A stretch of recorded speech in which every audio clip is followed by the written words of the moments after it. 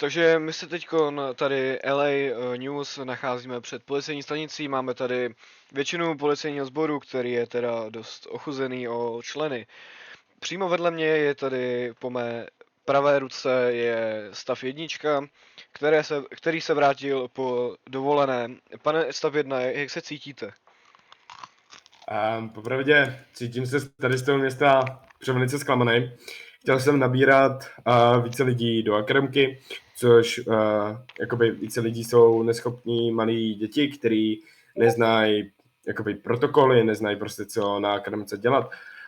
Dělají si z toho srandu a prostě je těžké prostě v tady tom městě jakoby najít normálního člověka, který by pracoval v LAPD, pardon, a prostě to je jako všem, jako takhle k našim členům a jinak dovolená byla fajn. Jo, byla. Výborně, mohl byste nějak popsat, jak by se třeba mohl normální člověk přihlásit právě k vám do LAPD, abyste měli více členů? Normálně dneska večer budeme ještě vydávat jakoby předlohu nebo formulář jakoby na stránky města, aby se mohli připojit k LAPD. Tam vyplňují pár dotazníků, kolik jim je, jak se jmenují, jaký mají zkušenosti s LAPD a takový prostě, co tam je něco vypsaný, co vypisoval stav 2, takže to byste se měli jakoby pak obrátit k němu.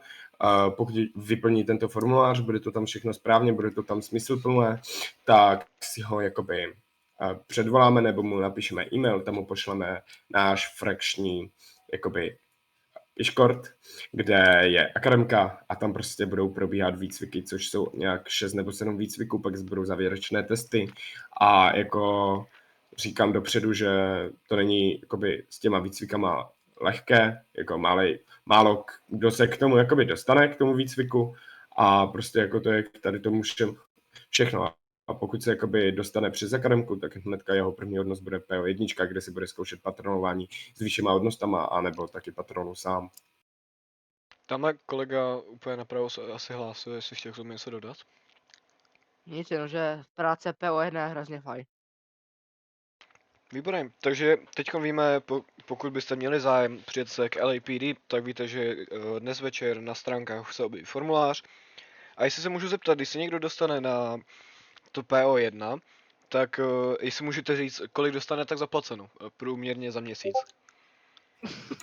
Helejte, to jsem zatím ještě nerozděloval, ale plánuju to tak dneska večer dodělat, protože jsem jakoby se vrátil předevčírem jakoby z dovolené, takže jsem všechno musel zase zařizovat, ale průměrný plat bude dostávat nějak kolem 50-60 tisíc každý jakoby v zemském čase pondělí. Ano, výborně. Potom se chci zeptat, myslíte, že je tady město Los Angeles bezpečné? Podle dneška, co jsem viděl, jak jsem měl na poslední paniky popravdě, tak ne, jsou tady strašně jakoby mafie, kartely, gangstři, což mi jakoby překvapuje, že gangstři tady jezdí v zeleným Gčku a nebo jakoby v dražších autách a mají prostě kalachy, což mi přijde, že gang, jako aby měl kalachy, tak je pro mě velká pytlovina, takže se pak obrátíme ještě na město, že jestli by to nemohli pozměnit, protože gangstři, jak znám, tak mají mít maximálně poloautomatické malé zbraně, anebo normální prostě malé zbraně. No tak to si mohli vyrobit, ne? Nemyslíte? No, jakoby mohli, ale helejte, já jsem známý ve všech jakoby v městech a jako v žádném městě jsem neviděl, že celý gang má vyrobených asi 10 kalachů. Jako vždycky v tom městě, ve kterém jsem byl, tak ten gang měl 1 až 2 kalachy, což měli jejich vůdci. Ale ostatní jakoby poslíčkové měli vždycky berety nebo kolty anebo tak 9. Dobře, máte někoho, koho by si třeba potřebovali pomoct najít tady ve městě, jestli bychom se mohli zveřejnit jeho fotku, údaje a takhle, že by lidé taky mohli přispět právě v policii?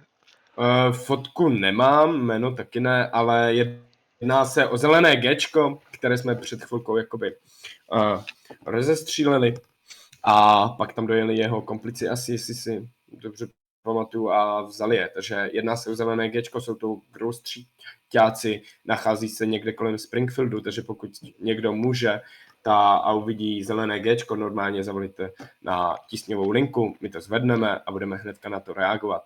Nedoporučuji tam jezdit. Dobře. Chtěl byste ještě něco k tomuhle dodat? Je to krátký rozhovor. K tomu pátrání jakoby o tom zeleném Gčku vám dopředu, občané, říkám, nejezděte jim do Hoodu, kdo ví, kde mají Hood, nejezděte jim tam, jsou to prostě nebezpeční lidé, které se ničeho nebojí se ani nás, nebojí se ani ozbrojených jednotek, který dneska na ně nalítli. Takže nepokoušejte jejich jakoby trpělivost, nejezděte jim do Hoodu, neprovokujte je zbytečně, když nemůžete, a nemějte žádný s nima konflikt. Výborně, z mé strany to asi bylo všechno, ještě necháme dodat tady vaše kolegy, jestli k tomu taky chtějí něco dodat k celému rozhovoru, nebo nějakou doplňující otázečku.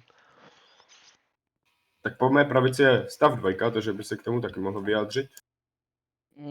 Asi nemám. Asi jste řekl všechno. Tak nevím. Jo, jedničkový, k tomu máte něco, nebo?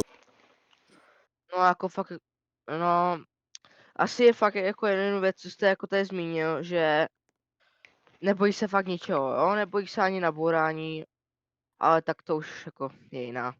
Spíš mě mrzí, že jako, že se nebojí, že když prostě tam na nich nalítne víc policajtů a takhle. Ale asi jinak nic. Výborně, takže tohle to bylo od LA News zatím všecko, tady ten rozhovor je kratší. Loučí se s vámi Vito z Kaleta a já tady děkuju našim prvním hostům. Naschledanou, přeji hezký den. Naschledanou. Naschledanou.